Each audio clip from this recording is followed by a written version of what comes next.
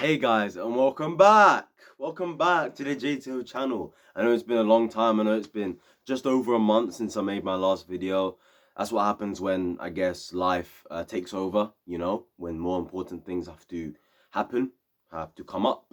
Plans were made and things happened, and I'm really, really sorry that I've been missing for over a month. And I kind of didn't want to come back I didn't want to come back tomorrow because it was like, after all that's happened, after all the news that's popped off, all the stuff about, us and the Barcelona thing and just everything and new players that, we could get in future days or in the upcoming weeks, and all this stuff has just happened. It's like, I'm not going to talk about everything that's happened since my last video because I'm not going to lie, we're going to be here for like 40 minutes. I promise you. I talk way too much sometimes. So I'm going to talk about the most important things, and the overall question I have for today's video is, and I want to know your thoughts as well on this, is are we ready for the season?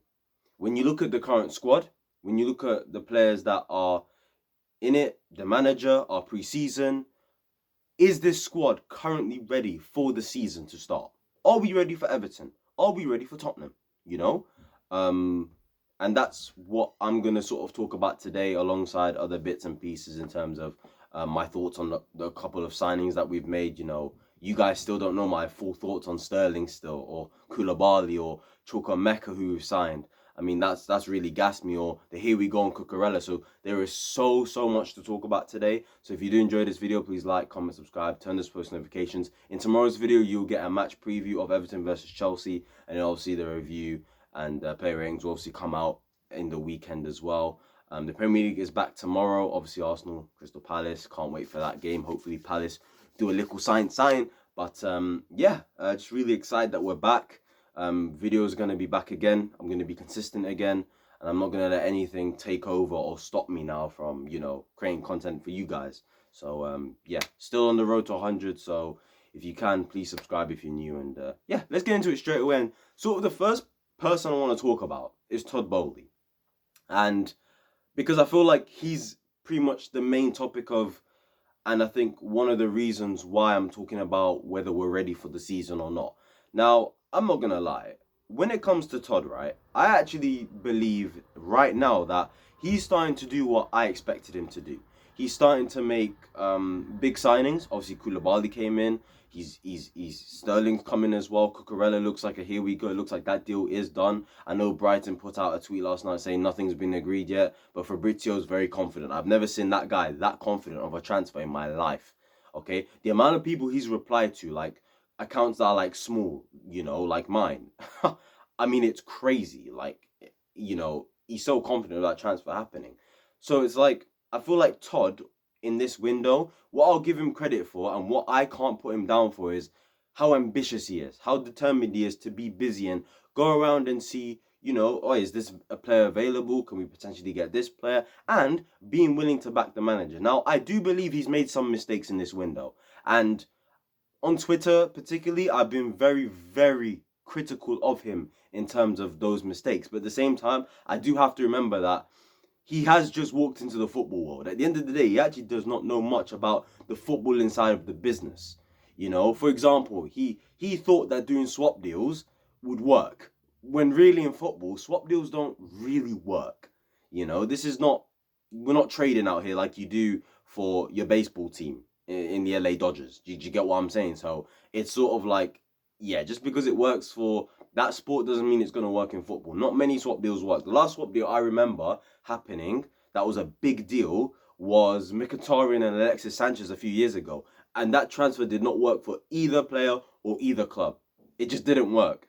They both went to Italy in the end, and now Mkhitaryan's at Inter, and Sanchez just left Inter on a free, I think. So, yeah, we'll see what happens in terms of those guys. But that's one, I wouldn't say a mistake, but he's learning.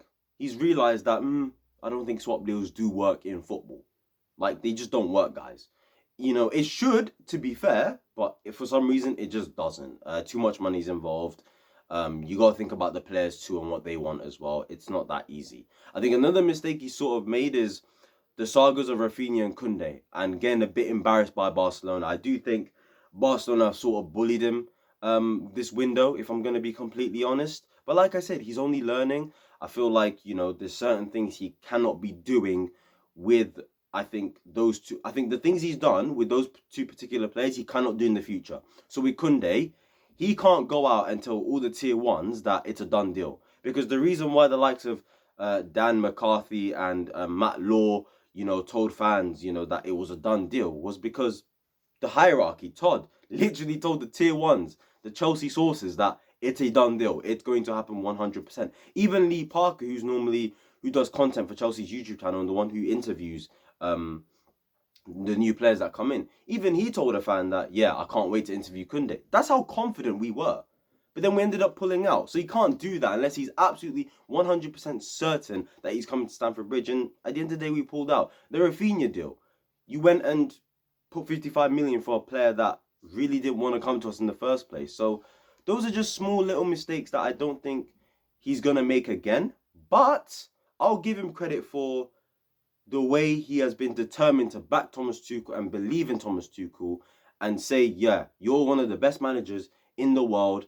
You know, I don't think there's many better managers out there that are greater than you and better than you. So I'm going to back you with whatever you want. You want Sterling, I'll get you Sterling.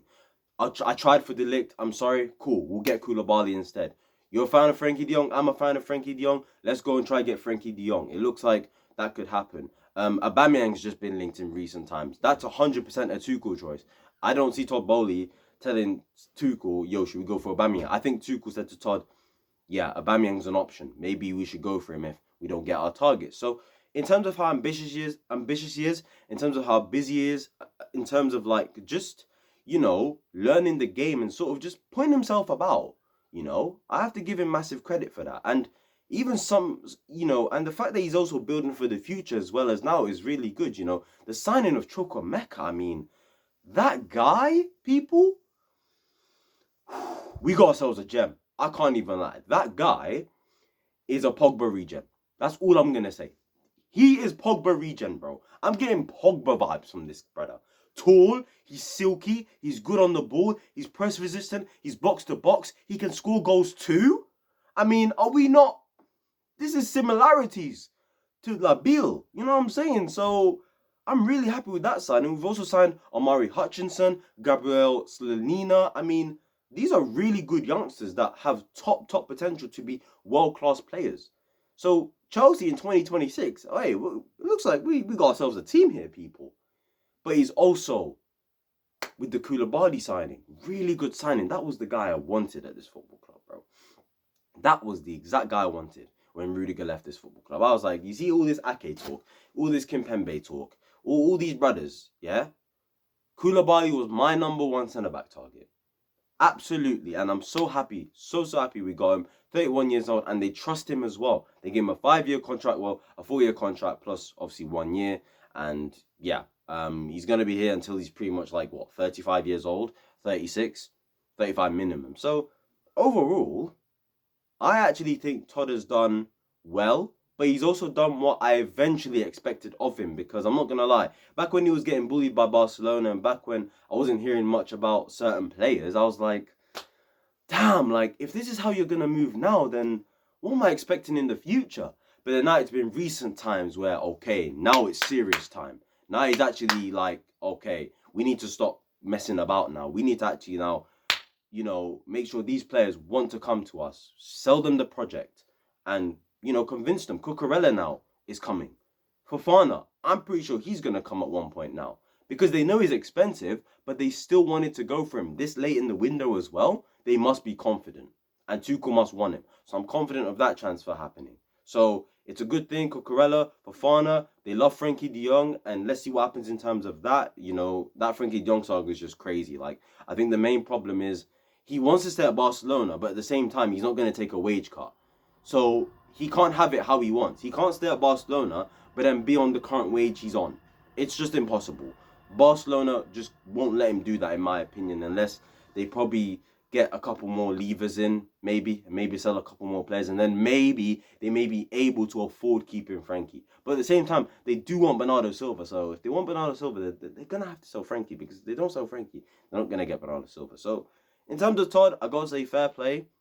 You made a couple mistakes, But I like the fact that you're ambitious. I like the fact that you're backing Tuchel. And yeah, it's good stuff. Now, in terms of the squad currently and whether we're ready for this Everton game, I'm not going to lie. I remember when we was watching preseason, of course, and I think we've had an up and down preseason. In fact, I absolutely disagree. I actually think our preseason's been terrible. It's just been a terrible preseason. And this is another mistake I'm gonna actually say that Todd made. It was a waste of time starting preseason in LA, in my opinion. Why? Why was one of the first things he did was, okay, guys, you guys are going to train at LA, even though we don't play a game in that city, but you're going there for PR, LA Dodgers and stuff like that. I'm kind of indifferent about that because it's like, I get you want to promote, I get you want to collab LA Dodgers and Chelsea as quickly as possible, but at the same time, you're going to be our owners for the next 10 years. You've got 10 years to do that. You've got loads of time to do collaborations with LA Dodgers and Chelsea. You've got loads of time. It didn't have to be now in a situation where you guys have just come in as owners.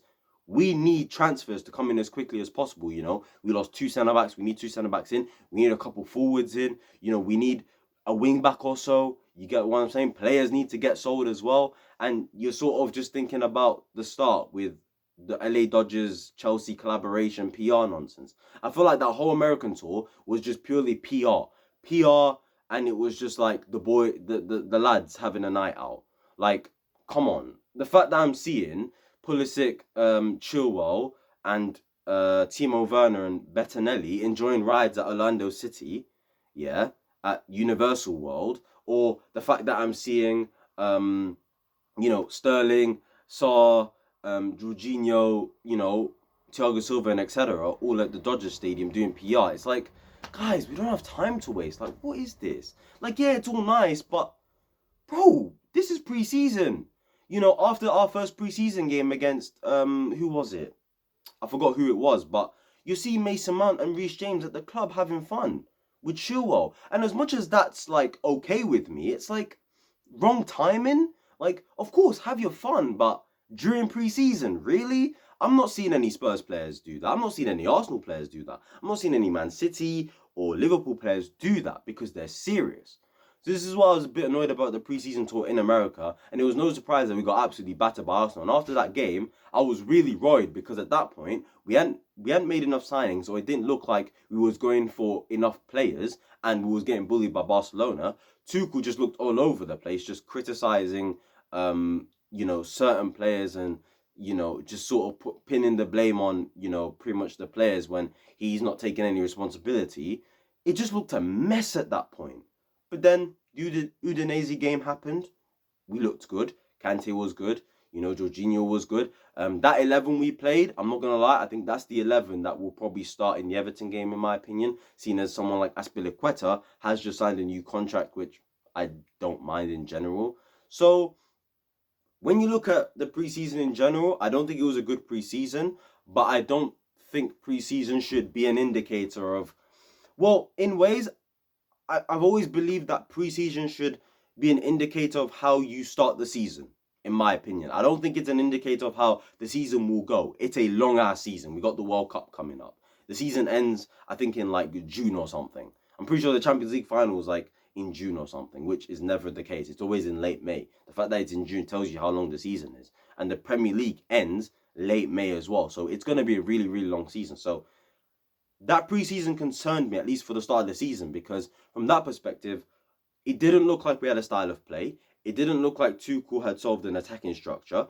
The players we currently have in attack just don't look good enough, and they've never looked good enough for the past 18 months. And it's just like, what the hell's going on? But then, like I said, the Udinese game happened. We looked good in that game.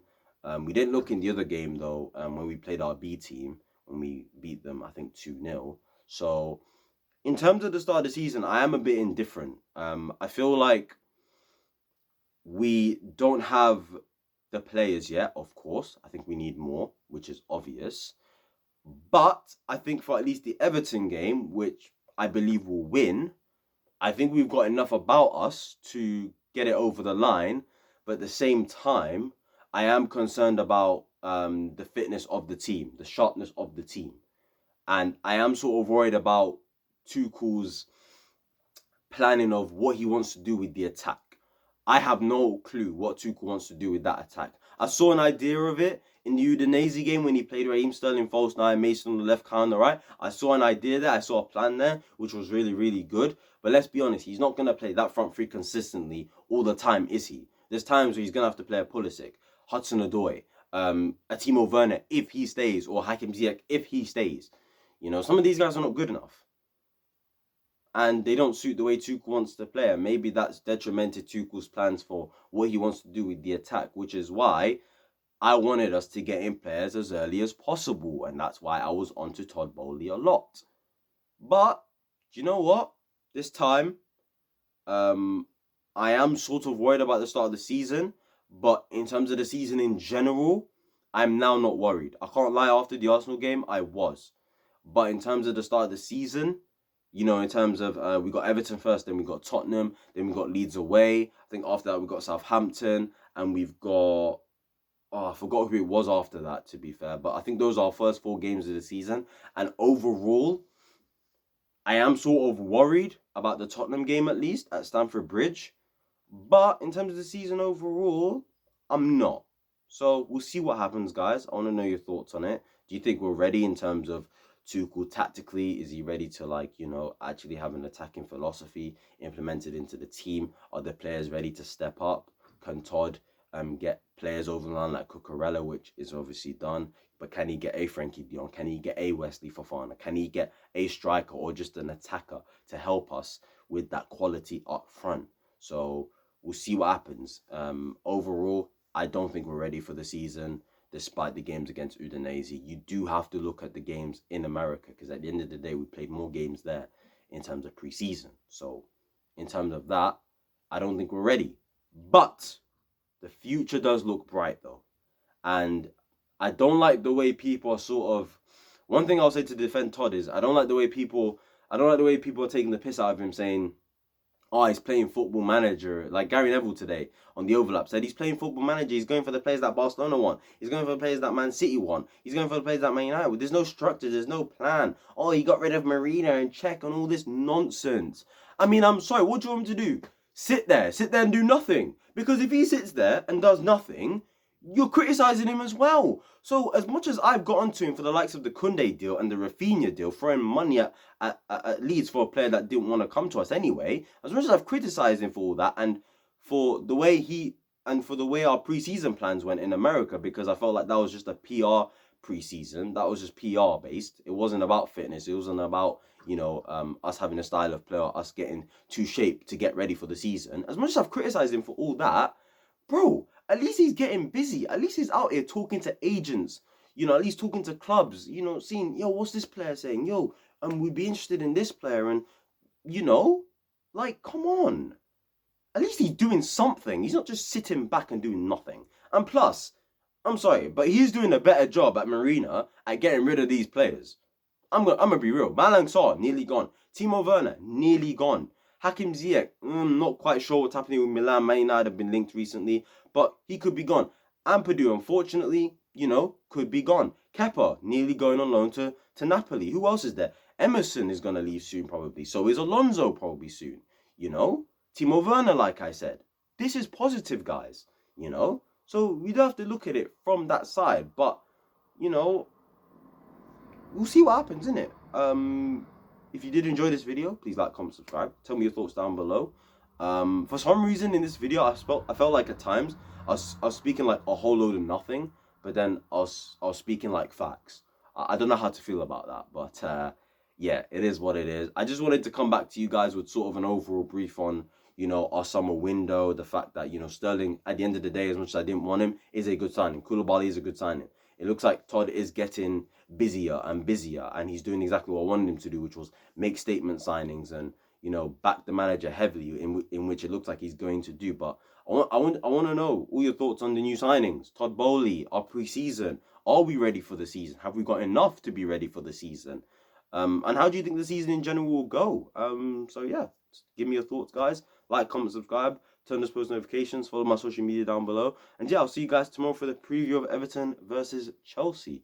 Up the Blues. Hopefully we get that win. And yeah, happy to be back. We're going to be consistent again. Peace.